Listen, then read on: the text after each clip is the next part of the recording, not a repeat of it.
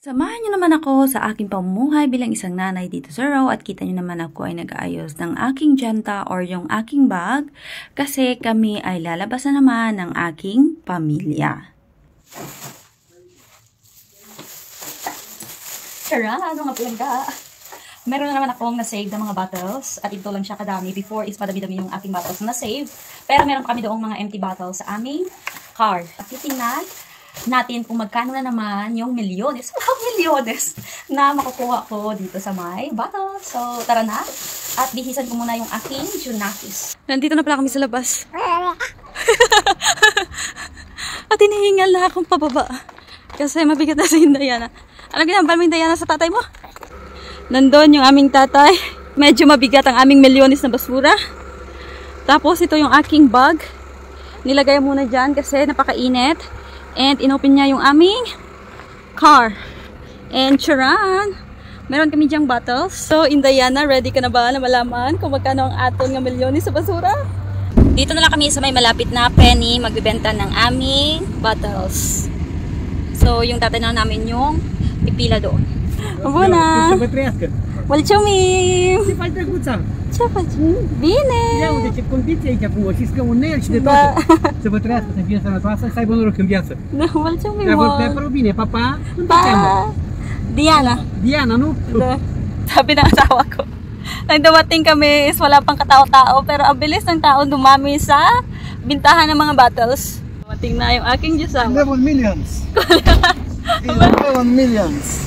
Oh, nakarating na. Nandito na yung aming milyones. Kinukuha ni Indayana ang prinsesa ang amon nga milyones.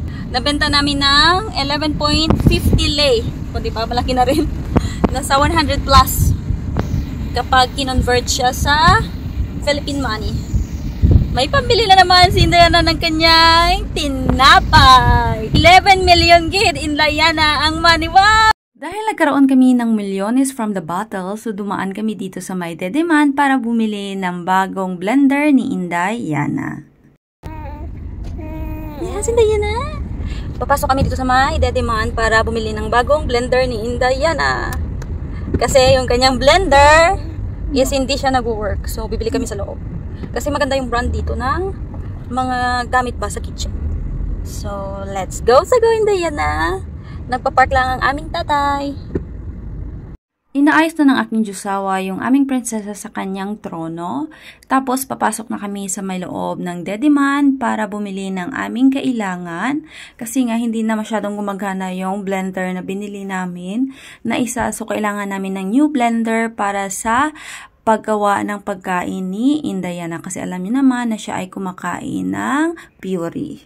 Nandito na kami sa mga blender. Hasta iskum sa tulman. Ako lo, 134.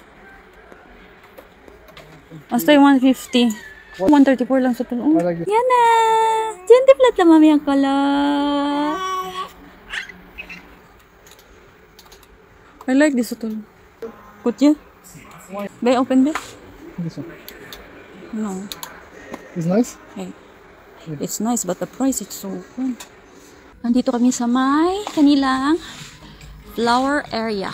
Sa Pilipinas, may ganito akong bulaklak sa bahay namin. And even this one. Meron din akong bulaklak na ganito sa bahay namin. Kahit ito, oh. Meron din ako nito sa bahay namin. And this one.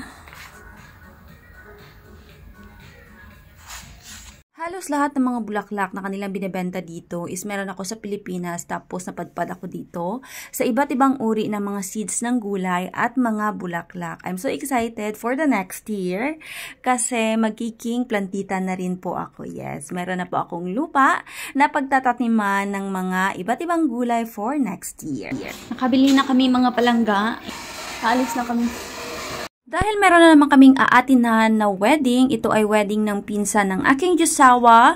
So, naghanap-hanap muna kami dito sa isang store ng dress na susuotin ko sa kanyang wedding. Madami naman akong dress sa aming bahay, kaso nga lang is maliliit na po. Yes, alam niyo naman na tumaba ako ng bonggang-bongga, so kailangan ko talagang bumili ng mga new dresses para sa akin. At syempre, yung aking Diyosawa is todo support sa akin sa pagpili ng dress dress na susuotin ko para sa wedding ng kanyang pinsan. At malayo-layo rin pala yung place ng pinsan ng aking Diyosawa. Nakauwi na ang prinsesa nga lagawa. Namin na naman ang ihom ni Dayan. Kinagkalaga na naman siya. Kami sa parking area. Ginaulat na naman ang amon nga tatay.